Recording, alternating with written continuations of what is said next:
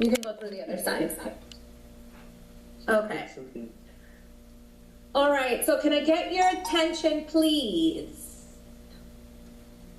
My name is Nicole Leon. No, I'm gonna hear my echo. You can't have that on. No, me too. Hello? Okay. So good evening, everyone. For those that can't see me in the back, my name is Nicole Leon. I am the Regional Director assigned to River Shores. At the last special assessment meeting, I was on Zoom. Unfortunately, I couldn't be here in person, but I wanted to basically give you just a couple highlights of what's going to happen tonight before we proceed. So originally today was the budget meeting, which would have meant that if you wanted to partially waive reserves with the proxy that was mailed to you, if we had quorum of the membership, the board could have proceeded with adopting the proposed budget, either with full reserves or partial if we had a membership quorum, which I am for certain that we don't even have tonight. So we're not going to proceed with the approval of a budget tonight. We're going to work this more as a budget workshop. So we initially had a budget workshop on a Saturday. I know it was brought to our attention that, we probably had not even 5 people in attendance. So I noticed, it was brought to my attention that obviously a lot of residents have questions or concerns regarding the budget, and we wanted to take this opportunity to actually go line by line with everybody here in full transparency. We haven't made any changes that I'm going to present on the screen shortly, and also for the people on Zoom, I'm going to share my screen with the original spreadsheet that was sent out, or the proposed budget that was sent out. We haven't made any changes. Any changes that we make tonight will be live, so you'll be able to see exactly what we're changing or updating to get to a point where the residents as well as the board is comfortable with a proposed budget that we can move forward with, okay? I ask that you please let me go through section by section. I will go at a slow pace. I will go by section. I will open it up for questions after the section. Take comments from the residents, take comments from the board. If there is a consensus and agreement of what a resident has proposed or whatnot, we can go and make the updates as needed, okay? So we will allow people to talk, but just allow me to please go through or give the information that we know on the particular line item before we can proceed, okay? This is only for the 2025 proposed budget. I know there are other concerns of other matters that we can address at a later time, okay? But so tonight we're not proceeding with the adoption of the budget. We're just going to make this more as a budget workshop. I'm going to, hold on a second. There was somebody that's here. No, so the proxies you can disregard at this time. So the proxy was if you wanted to either waive the fully funding of the reserves or partially fund. We're going to eliminate that at this time because we also want to show you different options tonight of what it would look like if maybe you fund 20% or 30%.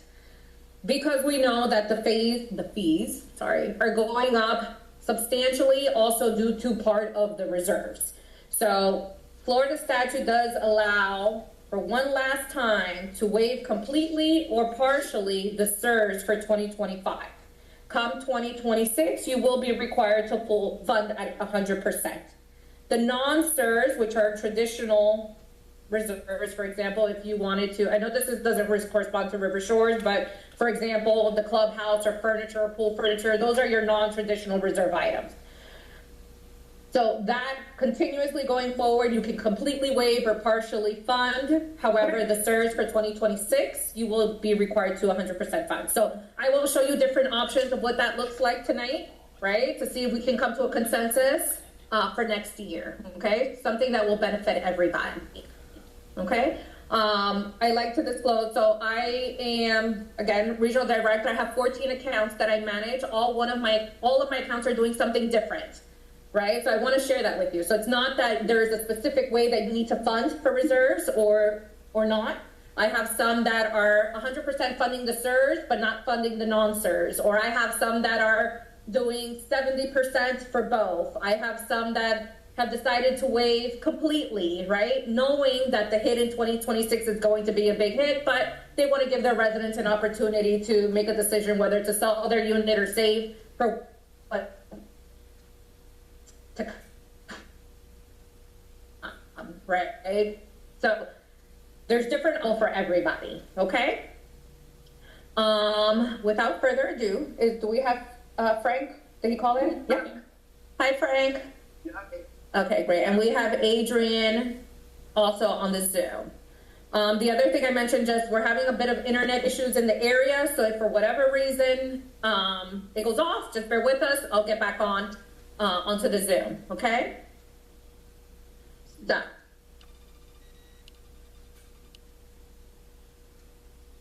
I'll make a motion, we start this meeting. So there's no motion needed, Frank. We're not constituting this as a board meeting. Hold on a second. Let me just, give me one second. My non-participants, and then we're gonna share my screen. Okay. So I ask that those on Zoom please remain muted unless we come to a point where you want to ask a question, and then you can ask questions in the chat as well, okay? So this spreadsheet is a spreadsheet that we have been working on with the board. This is a spreadsheet that I actually last week went through with one of our residents, Dave, what's his name? Bowie, and also with Maureen, which she is here, and I don't care, there she is, last week, where I know that they had some concerns. I what is the word I'm looking for? I made myself available to do a one-on-one with them to just go over it. So this proposed budget is what you got in the mail. I haven't changed anything at all so that we can follow along for full transparency, okay? I don't like to start off with revenue, which is income, because your income is going to be based on what your expenses are. So I am going to start off with expenses, and then we'll revert back to the income, okay? So, like I mentioned, let me go through at least, or we can do a line item at a time, and then we can open it up for discussion, okay? So the first line item on the budget is postage and mailings. Previously, on the 2024 approved budget, there was only one line item for office expense, which was for $3,500, that you'll be able to see here in yellow. So office expense was a generic all-in-one. Capital management recommends breaking out being expensed for the association. So one of the things that we know 100% is expensed are postage and mailings. There's mailings for your annual budget. There's mailings for your annual elections, proxies, ballots. That's an office expense that is every single year. So we advise the board to separate it out into its own line item. That's why you see that there is a 0 for the 2024 budget, but there's a expense of $3,000 for 2025. Are there any questions in regards to that $3,000 for postage and mailings? Yes. I'm looking at this reserve. Yeah. No, we have to go according to the, we're trying to get. We'll get to the reserve at the end. Okay, and the reserve, I'll go through it in detail. I'll explain whatever questions you have, how the numbers came about, how the report was generated, so we can get into that at the end when we get through the reserves. But yes.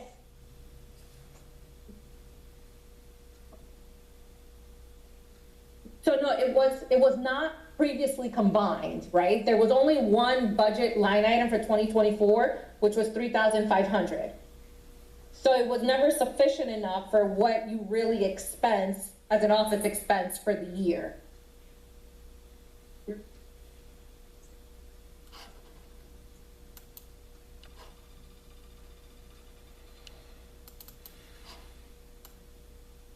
So there are obviously things expensed this year that are not incorporated into that $3,500. So when they came up,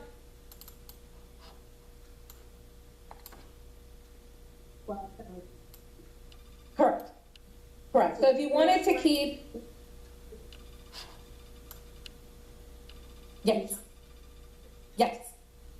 So the 3,500, which again, for the 2024 budget, I don't know how they came up with their proposed numbers, right? Budgets are proposed numbers based on whatever your actuals were. They're supposed to make an educated guess of what it's going to be for the following year based on your actuals.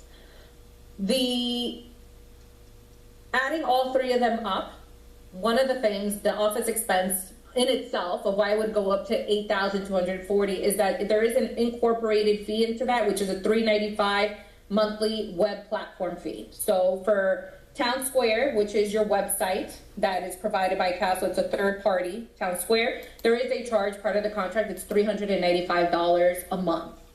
So that alone makes up 4,000 of that expense. Does that make sense, Maureen? Yes, it does. Okay. Sorry, Nicole. Sorry, yes, for, Holly. for the purpose of the people on Zoom, please can you repeat the question because the microphone's not picking it up for us. Got it. So she was asking how the 3,500 that was budgeted for 2024 is now broken up into 3 different line items that are about $12,000. So they wanted clarification as how 3,500 now results to 12,000. Okay. So 3,500, and I can't, I would have to look at your December financials to see if 3,500 in 2023 was the actual amount of your office expense, right? I wouldn't be able to tell you that right now. I would have to look back. However, Maureen. But we do know for this year. Adrian, hold on. I asked if you guys please let me finish before cutting off or going back and forth. Hold on, Adrian. Maureen, go ahead.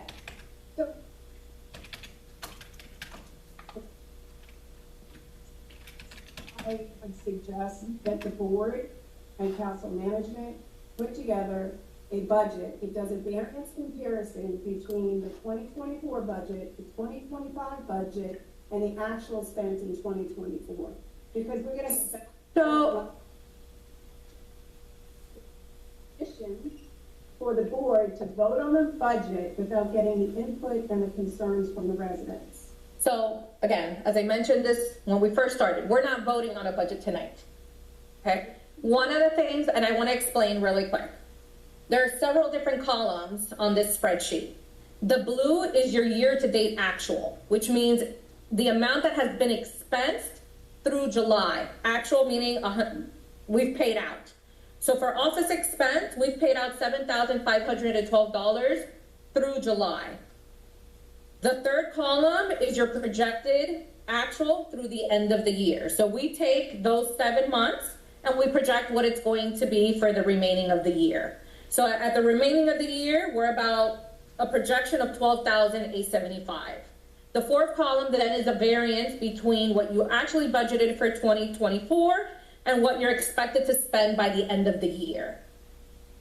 Usually, when we're doing a proposed budget, that is the formula or information that we use to do a prediction for 2025, right? We take your actuals of what we actually expense, what we predict to spend for the remainder of the year, and then that's how we come up for your projection for 2025.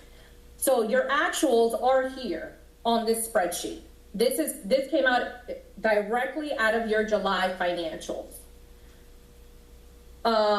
Yes. Mm-hmm.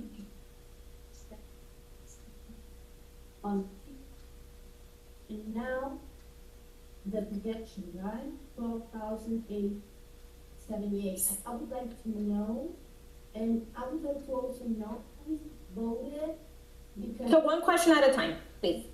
Okay, so the first question was that they would like to know exactly what goes into the 3,500. So unfortunately, I can't answer that because when the budget was created last year, Castle Management nor this board was here. So when they made that prediction of what goes into that 3,500, I can't tell you that, right? I wouldn't be able to say, these are the numbers that they use, this is the projections that they use to come up with that number. So I wouldn't be able to tell you exactly what that 3,500 that they budgeted for this year consists of.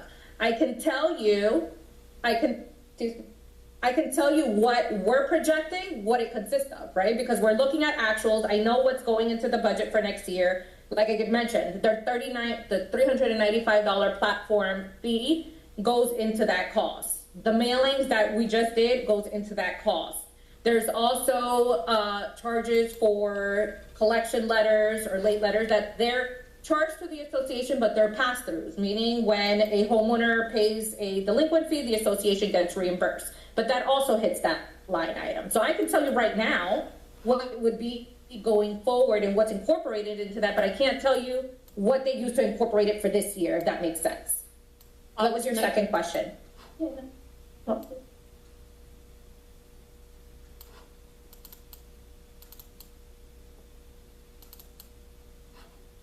So the financials that are provided by from any prior management company, right? When we get a set of financials from anybody, it can be any management company.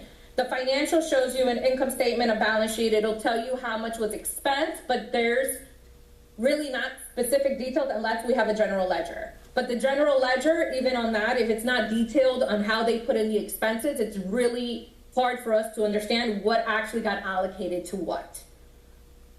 Yes. So when you have like, this is the certified letter fee, you mentioned that. So is that on top of the actual fee for postage and? It's at cost. It's at cost and no surcharge? Correct. So Castle does not charge a surcharge on top. Yes. So Castle does not charge any surcharge or additional fees. No.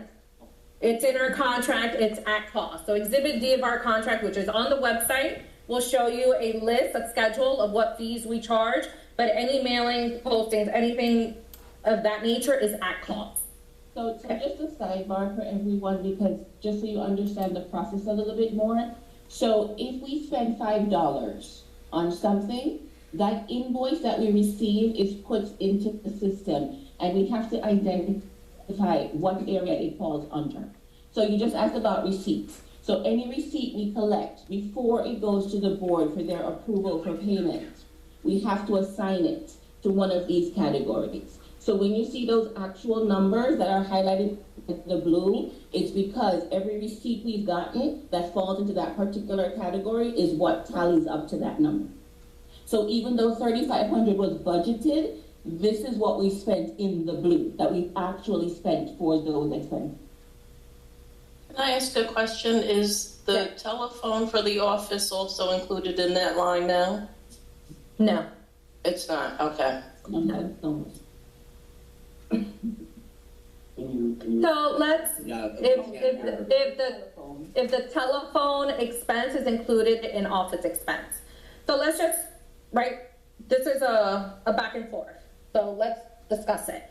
So right now, I just did the math here on the side. So just for the website itself, it's $4,740 a year.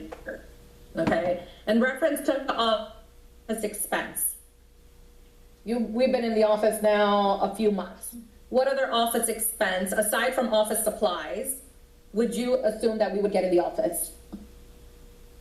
If we had anything that's related to the office, so at one point the battery supply, the backup battery supply died. We had to get a new one. That is an office expense. Mm-hmm. So that would be billed there.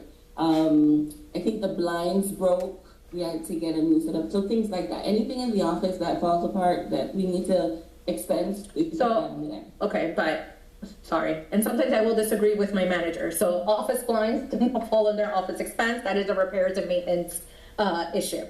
So let me then, board members, right? So if we know that just the monthly web is $47.40, right now here we're budgeting at $82.40. Do you guys, based on just information that we know, so I know that there was upgrades to the computers or to purchasing ink and stuff like that, but that falls under supplies, which you said here we're calculating at about a $150 a month between paper and ink cartridges. Aside from that, on an actual office expense, would you guys feel then comfortable, let's say, reducing this to $6,000 to leave room for anything? Well, it'll cover the expense of the website platform, and then A little extra. a little extra